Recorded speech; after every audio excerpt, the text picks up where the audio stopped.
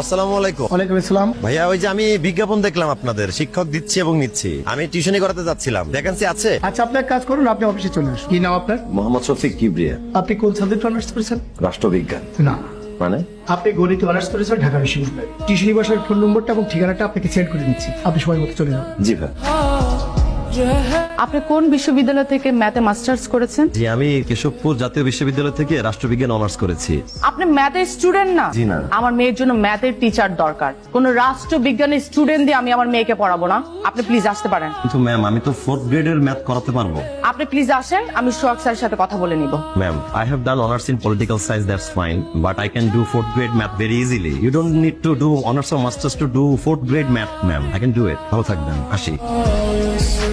सीने से लगा कर रो पढ़े उसको सीने से लगा। এ বাবা, দুদিন ধরে কিছু খাই না রে বাবা। আচ্ছা, আমিও না খাওয়া। আচ্ছা, এই 50 টাকায় আছে, চলেন দুজনে মিলে কিছু খাই, আমি আর আপনি। মানে কি অদ্ভুত না, নিজের কাছে টাকা নাই অথচ অন্য আরেকটা মানুষকে নিয়ে যাচ্ছে খাওয়ানোর জন্য। বুঝলো ভাই, টিউশনিও পাইতেছি না, পাইলে নিজের যোগ্য প্রমাণ করতে পারতেছি না। সিকিউরিটি গার্ডের চাকরি করে কি তুই পড়াশোনা করে করবি? ভাই, সিকিউরিটি গার্ড হতে আমি রাজি আছি, চাকরিটা আমার খুব দরকার, তাহলে আমি পড়াশোনাটাও চালাতে পারবো ভাই। बन कर रह गई जिंदगी एक प्यास बन। আসসালামু আলাইকুম। আপনাকে পরশু আমার কলেজের সামনে দেখেছিলাম না? আপনি পড়াশোনাও করেন নাকি? জি ম্যাডাম। কোন সাবজেক্ট? ম্যাডাম, আমি ওই বাংলা কলেজের রাষ্ট্রবিজ্ঞানে মাস্টার। আমিও ওই কলেজেরই শিক্ষার্থী। ম্যাডাম, তাহলে তো খুবই ভালো। আমি আপনার কলেজের জুনিয়র, আমাকে ম্যাডাম বলতে হবে না। আমার ছোট বোনটা ক্লাস 9-এ পড়ে, ওর জন্য টিচার খুঁজছিলাম।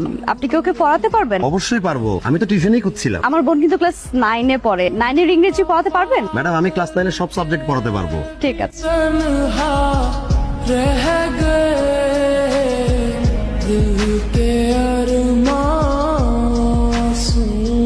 में बह गए। স্যার, আজকে কিন্তু আপু বাসায় নেই। তো না মানে মনে মনে যদি আপুকে খুঁজেন তাই বললাম। बह गए दिल के अरमां। আপনাকে একটা কথা বলার ছিল। জি বলেন। না থাক, এখন না বলি। যে কথাটা বলার জন্য 1.5 বছর যাবত অপেক্ষা করেছি, সেটা পরেই বলি। भी तन्हा रह गए। দারুণের টিচারকে বলে দিস তাকে আর পড়াতে আসতে হবে না। কেন, কি হয়েছে? এই প্রশ্নের উত্তর তো আমি তোকে দেবো না। আসুন, এই মাসের 15 তারিখ আমার বন্ধু ছেলে সুমন বিদেশ থেকে বাংলাদেশে আসবে। 18 তারিখ তোদের বিয়ে। তোর শপিং করার জন্য একটা বন্ধু দরকার, তো সেই বন্ধুটা আমার বন্ধুর ছেলে সুমনই হবে। ছোটবেলায় তোদের মা মারা গেছে, আমি তোদের বাবা, আমি তোদের মা। আমার কথা অবাধ্য হলে তুই তোর বাবাকে হারাবি। तुमसे बिछड़े আজকের পরে আপনার সাথে আমার আর দেখা হবে না। 18 তারিখ আমার বিয়ে। বিয়ের দিনে হাজবেন্ডের সাথে ইতালি চলে যাব। আপনার জন্য একটু রান্না করে নিয়ে আসছি। এটাই মনে হয় আমার হাতের লাস্ট রান্না করা। আমার জাল দিলে কি যেন বলতে চেয়েছিলেন? সেটা এখন বলে আর কোনো লাভ নেই। खाकर रो पड़े हम वफा करके भी तन्हा रह गए। ভাই, এই রোল নাম্বার কার? আমার।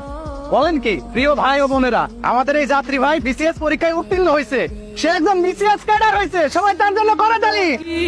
एक प्यास बन कर रह गई जिंदगी